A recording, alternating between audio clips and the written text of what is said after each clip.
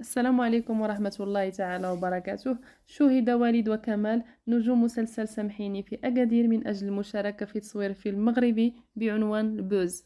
هذا الفيلم كيدوي على القلق حول المشكل ديال كثرة التفاهة والهوس بالبوز اللي كيتزاد بشكل كبير في السوشيال ميديا والآثار السلبية ديالو على الشخص وكذلك على المجتمع. الفيلم من إخراج ديمنا بونعيلات وكيعرف مشاركة نجوم كبار.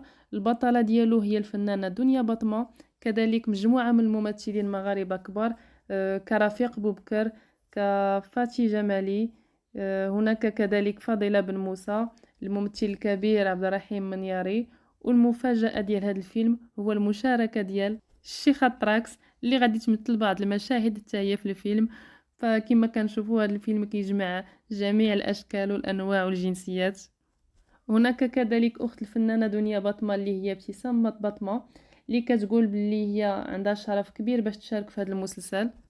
معذرة، عندها الشرف كبير باش تشارك في هذا الفيلم اللي غادي يكون لها دور كبير فيه، وسعيدة جدا بالمشاركة ديالها مع المغاربة ومع الأتراك. كما أن نجوم مسلسل سامحيني وليد وكمال قالوا بلي المغرب بلد زوين، كل مرة فاش كيجيو كيلقاو شحال من حاجة زوينة تزات كيعجبهم بزاف المغرب. وكمال قال بلي ديجا عنده تجربة هنا، ديجا دار واحد الإشهار. المشكل الوحيد اللي كيلقاو هو مشكل اللغة، أما الباقي كلشي زوين. بطبيعة الحال هذا العمل هو فرصة كبيرة باش تشعرض الثقافة ديالنا والفن ديالنا على نطاق واسع، ماشي غير في المغرب، لما لا العالمية.